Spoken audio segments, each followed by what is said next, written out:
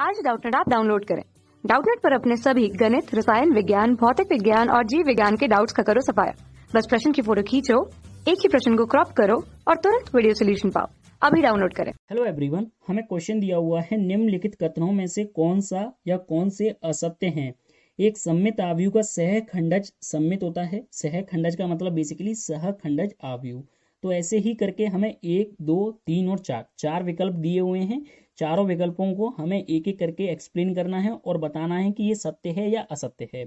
तो देखो, सबसे पहले हम किसी भी आव्यूह का सहखंडज आव्यूह समझते हैं। तो इसको समझने के लिए देखो, यदि अगर कोई हमें आव्यूह ए दे रखी है, सपोज करो ये हमारी आव्यूह 2x2 क्रम की है, ए बी सी और डी, ये इसके अवयव हो गए 2x2 क्रम की।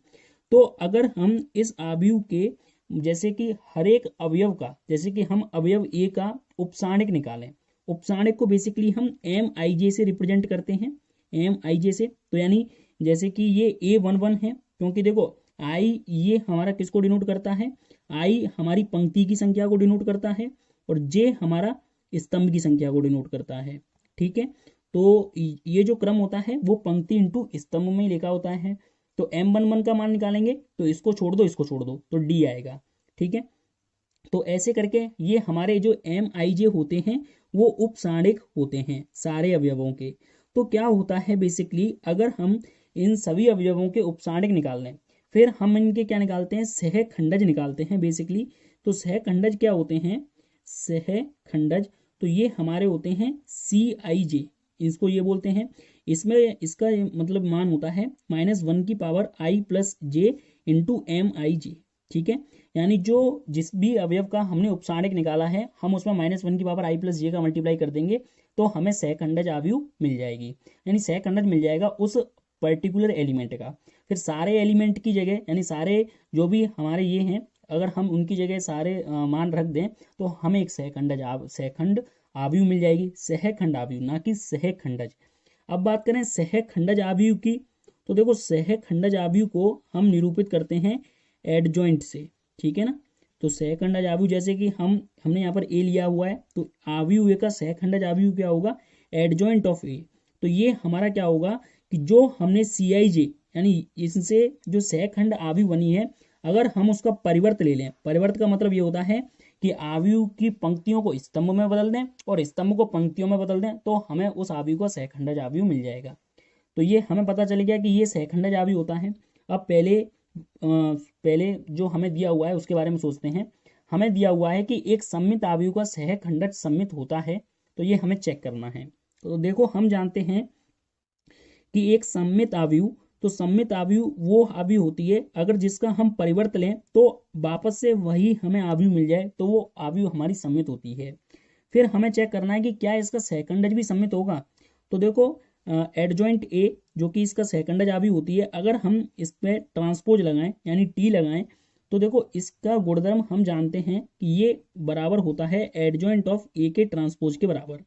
ठीक है ना, अब चूंकि एडजॉइंट ऑफ ए का ट्रांसपोज, तो हमें पता है कि जो ए का परिवर्त है वो ए के बराबर ही है, तो ये हमें किसके बराबर मिल गया, एडजॉइंट ऑफ ए के बराबर मिल गया। तो यहाँ से हम कह सकते हैं कि एडजॉइंट ए का जब हमने परिवर्त लिया तो एडजॉइंट ए के बराबर आ गया। इसका मतलब क्या है कि जो सममित आव्यूह का सहखंडज है वो भी हमारा सममित होता है। इसलिए पहला विकल्प तो हमारा क्या हुआ, सत्य है। पहला विकल्प हमारा सत्य है, जबकि इन्होंने पूछा था असत्य, तो पहला तो आंसर नहीं होगा। अब बात करते हैं दूसरा। दूसरे में दिया हुआ है तत्समक आव्यूह का सहखंडज तत्समक आव्यूह होता है। तो देखो, जैसे कि हम एक प्रॉपर्टी जानते हैं कि basically A into adjoint of A equal to क्या होता है, ए का साणिक इंटू आई इंटू एन, ये होता है property.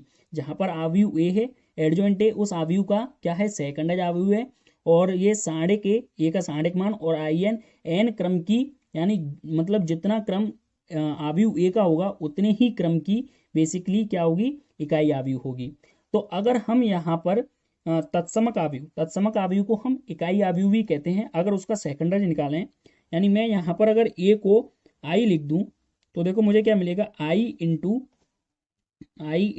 Adjoint of I equal to I का साणिक इंटू आई एन। यहाँ से हम i into adjoint of i को क्या लिख सकते हैं, एडजॉइंट ऑफ i, क्योंकि देखो हम जानते हैं बेसिकली अगर कोई भी आव्यूह सपोज करो a है, अगर हम उसमें इकाई आव्यूह या तत्समक आव्यूह का गुणनफल करें तो वो हमें खुद a के बराबर ही मिलता है। ठीक है, तो इसलिए ये हमें एडजॉइंट i के बराबर मिल गया। और चूंकि हम जानते हैं कि किसी भी तत्समक या इकाई आव्यूह का जो सहारणिक मान होता है वो इकाई होता है, तो 1 इंटू आई एन क्या है बेसिकली, जहां पर n क्रम का इकाई आव्यूह होगा, n क्रम यानी a का जो क्रम होगा वही हमारा i का क्रम होगा। तो यहां से हम कह सकते हैं कि एडजॉइंट ऑफ i हमें किसके बराबर मिल गया, ये हमें मिल गया आई एन के बराबर। यानी एक तत्समक आव्यूह का सह खंडज भी क्या होता है, तत्समक आव्यूह होता है। तो हमारा दूसरा कथन भी कैसा कथन है, एक सत्य कथन है। अब बात करें तीसरे कथन के बारे में, तो देखो हमें तीसरे कथन में क्या दिया हुआ है, a इंटू एडजॉइंट a वाली प्रॉपर्टी दी हुई है, और चौथे में कहा गया है कि एक विकर्ण आव्यूह का सहखंडज विकर्ण आव्यूह होता है या नहीं। तो देखो सबसे पहले हम तीसरे की प्रॉपर्टी जानते हैं।